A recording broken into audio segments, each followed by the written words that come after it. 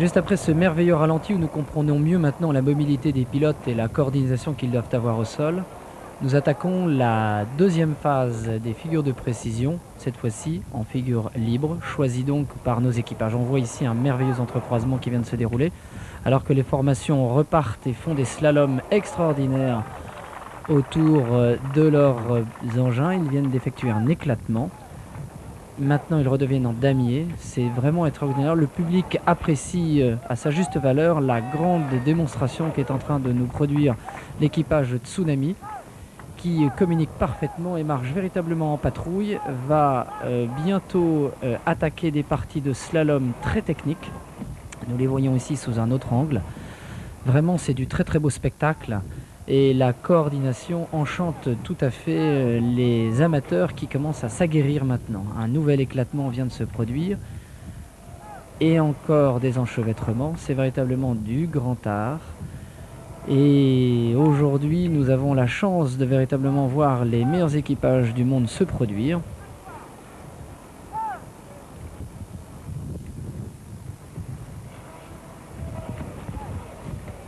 Et qu'au travers de la parfaite réalisation de l'ensemble de ces figures, enchevêtrements, éclatements qui sont véritablement un régal, nous pouvons apprécier les ordres et les commandements du leader.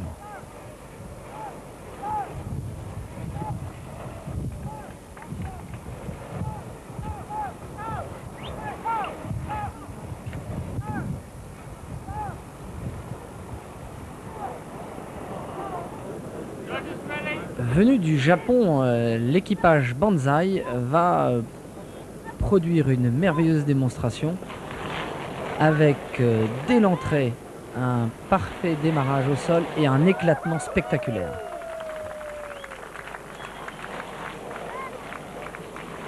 Le vent est fort et dans cet équipage, nous avons la chance d'avoir Chantal Shirai qui résiste autant qu'elle peut à la pression de force 6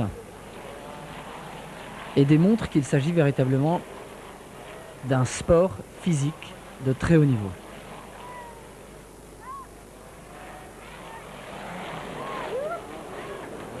Il se prépare maintenant à l'exécution du slalom, une figure extrêmement délicate et parfaitement exécutée. Le public ne se trompe pas.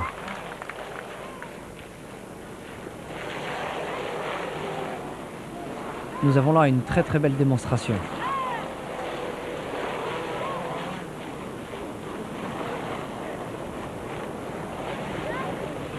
Ils ont véritablement la maîtrise de leurs appareils. On sent un équipage extrêmement coordonné qui a l'habitude de piloter ensemble.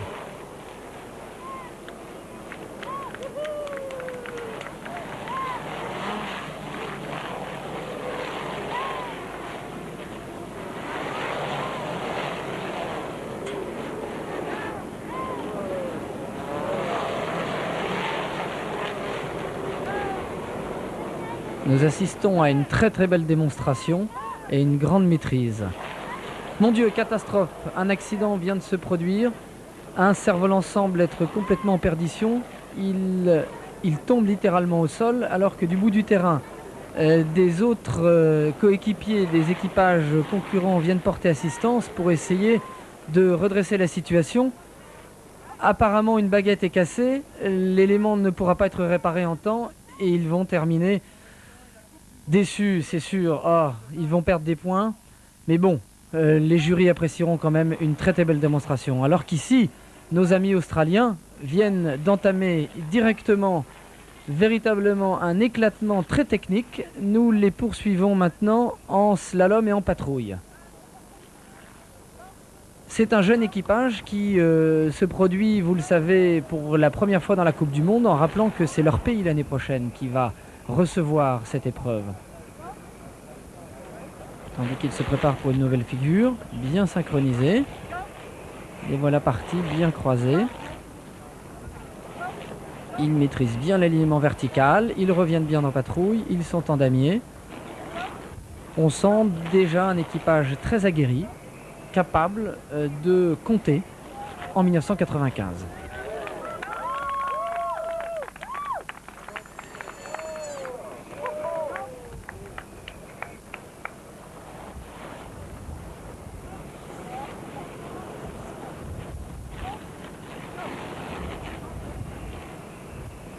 Ah, nous pouvons remarquer que leurs cerfs-volants ont des voilures tout à fait particulières, puisque une partie du tissu est trouée et qu'ils n'ont pas d'aérofrein. Voilà, ils viennent d'effectuer encore une figure coordonnée.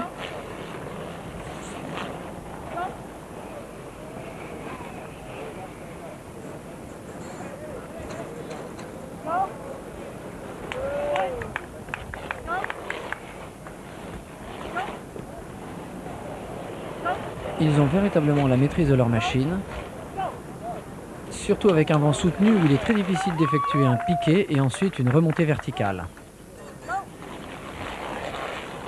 Oh mon Dieu, ils viennent de s'en mêler. Et non, ils viennent de maîtriser la situation. Ils sont donc repartis dans leur ronde infernale. Véritablement, c'est un équipage dont on reparlera.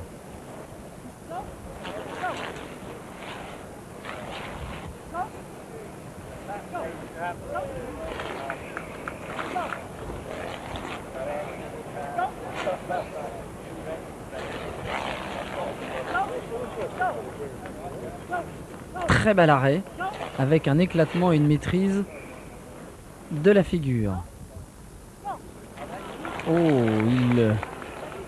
ils vont compter dans les années à venir. C'est véritablement un équipage très maître de son problème. Bravo!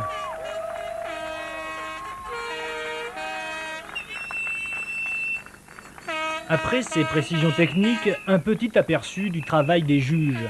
Très concentrés et l'œil averti, ils sont formés et sélectionnés dans plusieurs pays, suivant les règles internationales reconnues par les associations américaines, japonaises et européennes. Certains contrôlent la force du vent, tandis que d'autres, membres du jury, notent leurs appréciations et cotent les figures de 1 à 100.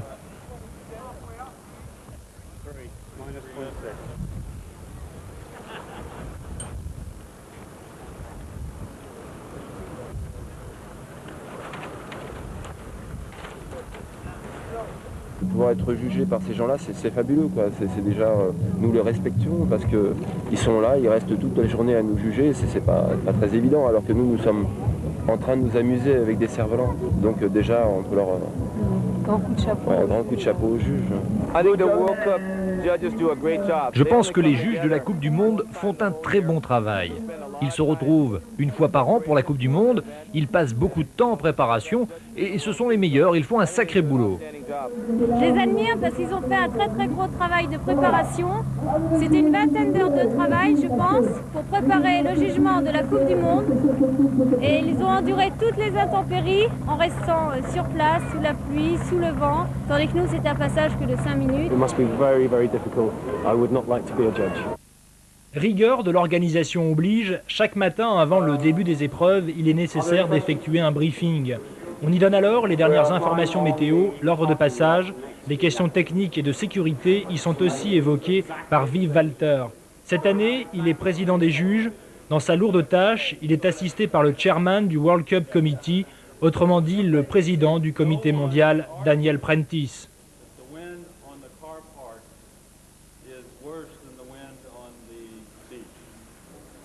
We all agree.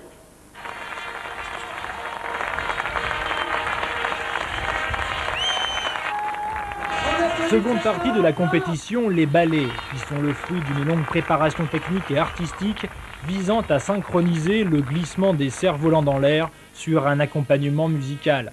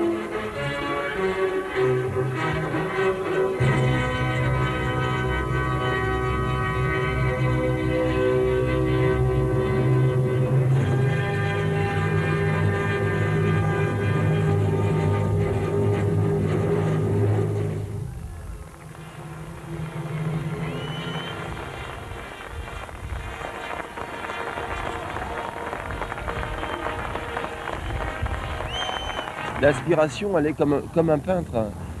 On commence, on ébauche et puis on arrête. La nuit, on rêve à cette peinture et puis on revient dessus. Et ben, c'est la même chose. J'ai des figures qui sont tout le temps dans ma tête, en train de passer. Je ferme les yeux. Je peux très facilement imaginer 4 figures. J'entends de la musique, ça me parle. Je vois des voitures dans la rue qui se croisent. Ça m'interpelle. Je vois des vélos, je vois des personnes qui se croisent, la foule qui se croise. Ah, ça pourrait faire ça. J'écris vite. Et voilà, donc je m'inspire de tout ce qui m'entoure.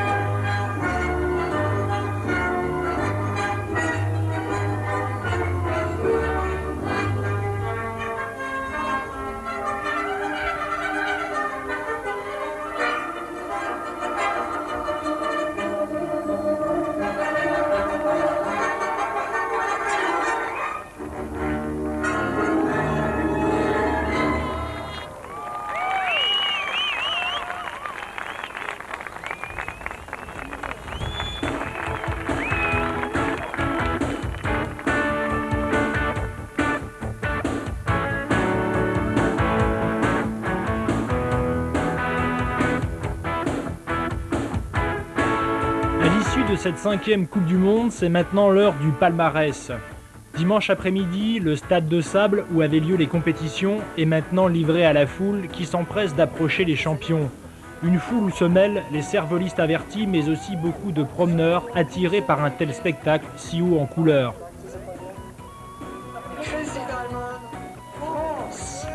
Sur la 3e marche du podium, surprise de taille, c'est l'équipe française des Crazy Diamonds qui vient prendre place. Une équipe originaire du Nord et qui offre à la France le premier podium depuis la création de cette Coupe du Monde.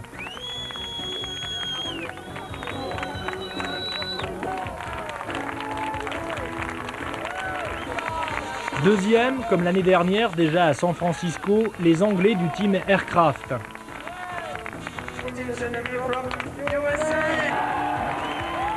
Et enfin, vainqueur, les États-Unis avec l'équipe Tsunami. Une première victoire pour cette équipe, mais qui préserve la suprématie américaine pour la 5e année consécutive. Tsunami sera le défendeur du trophée en Australie l'année prochaine.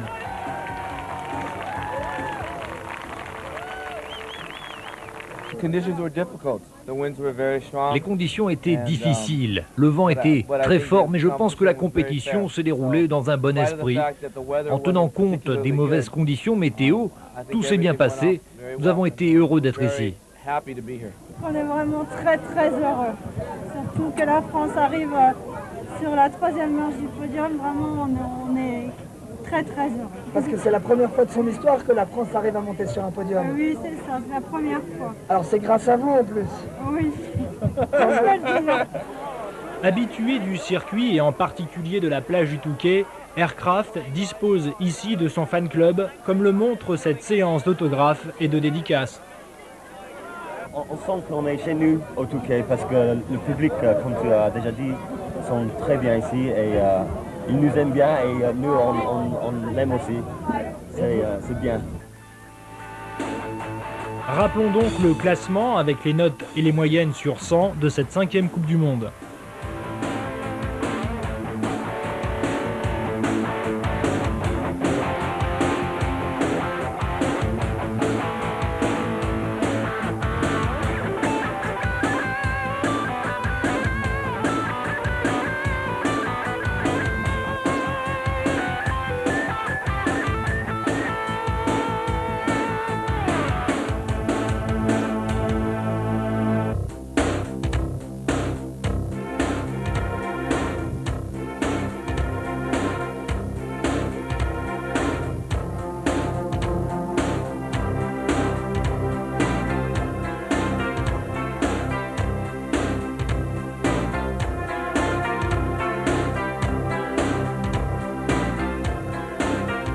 À côté de la Coupe du Monde se déroule aussi le cervoling du Touquet, un autre rendez-vous annuel bien connu des amateurs dans le monde entier. Des manches à air de 10 mètres de diamètre, des deltas de 18 mètres de base s'entremêlent avec d'autres créations aussi folles, sans oublier ceux qui ambitionnent d'établir des records du monde.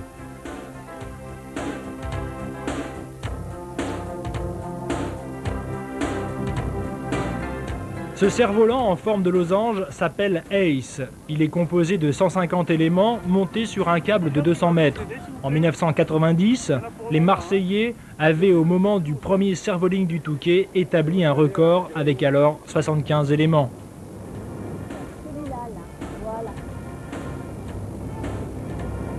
C'est bon? Tout est bon? Tout est faire? Accroché à un lest de 12 tonnes, le pilote va ici tenter de contrôler avec son équipe l'envol de sa machine très particulière.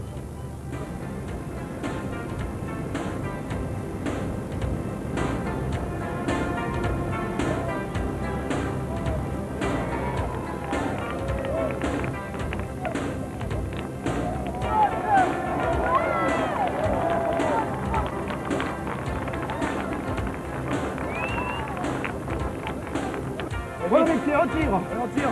Chaud derrière. Tirez.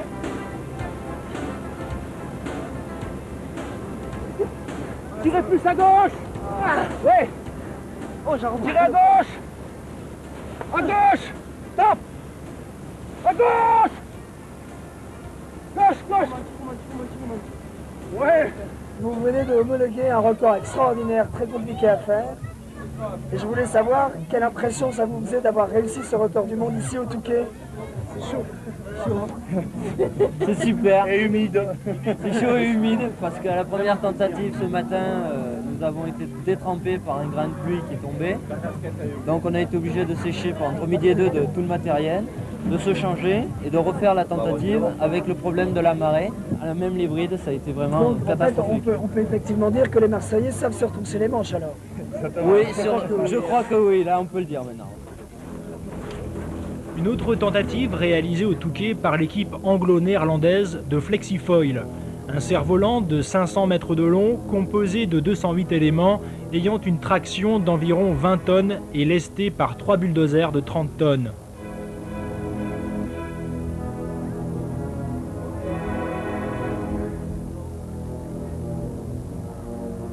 Grâce à un système de démultiplication, cet engin sera rendu pilotable par les 3 coéquipiers.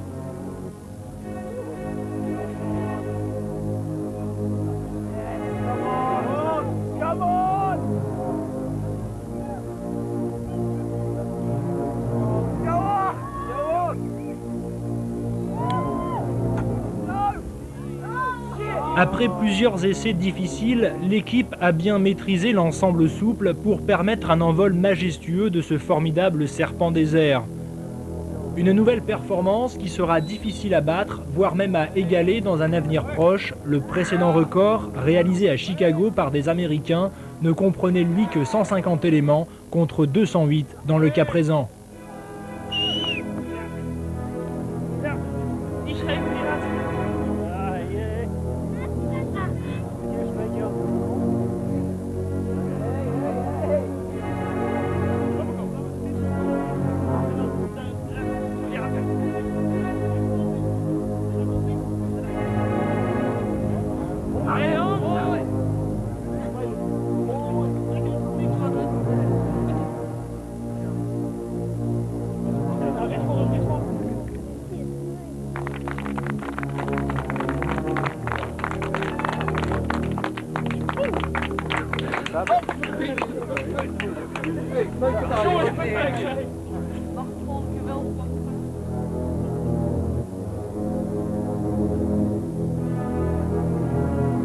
Venu de San Francisco, Bob Anderson va lui tenter pour la première fois en Europe l'envol de la plus grande manche à air du monde, 25 mètres de diamètre, 125 mètres de long.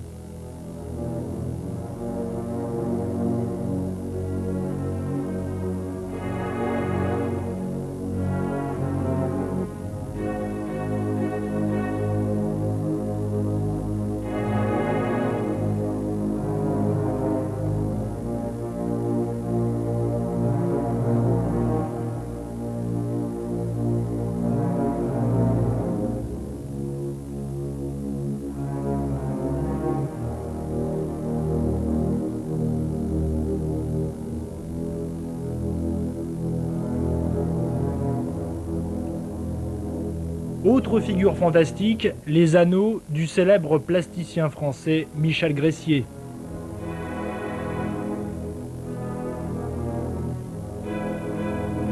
Le ciel du Touquet a permis aussi la rencontre très étonnante des animaux de Peter Lynn.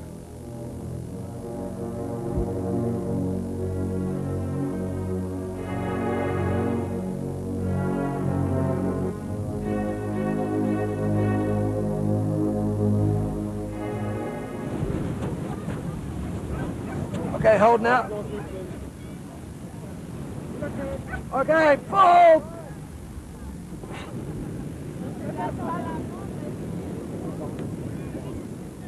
Trying to steer it, it keeps promising to come down. Quant à l'anglais Martin Lester, lui, ce sont les hommes qui l'envoient dans le ciel. No, it's not right. Somehow it's got to... I'll tell you what, how big is this load? Big. Right, take it down behind Martin. Le plus grand cerf-volant du monde, le voici. Venu du pays des polders, il nécessite l'aide du public lors de sa préparation. Cousin en quelque sorte des montgolfières, ce cerf-volant doit emmagasiner dans ses alvéoles une masse d'air importante pour le rendre rigide.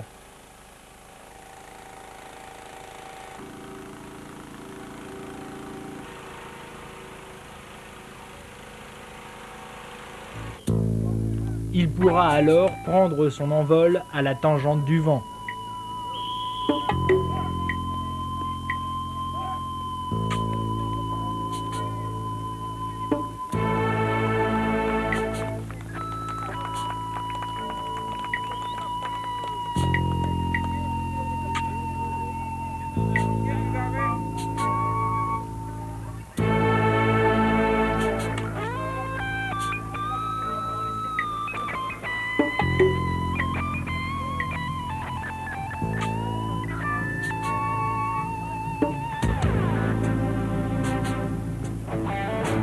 S'élever dans les airs, voler, ne serait-ce pas le rêve ultime et caché de ces fous du cerf-volant? Alors, à la faveur d'une bonne brise et avec un peu d'audace, pourquoi ne pas essayer?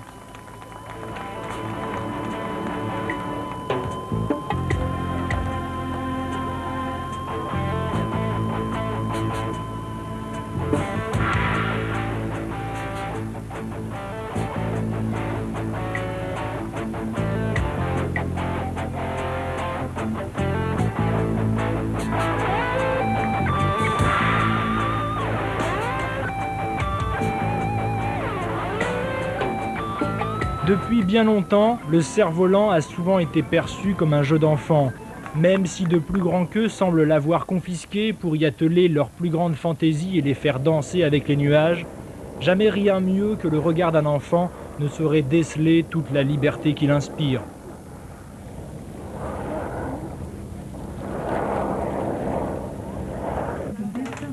Le cerf-voling, c'est donc aussi l'occasion d'initier les plus jeunes et de vagabonder au gré de son inspiration.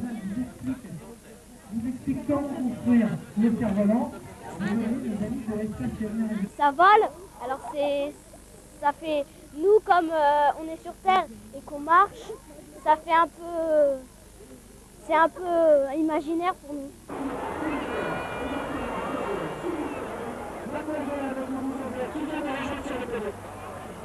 Manifestation populaire par excellence, le cerf-voling du Touquet draine chaque année une foule considérable de spectateurs.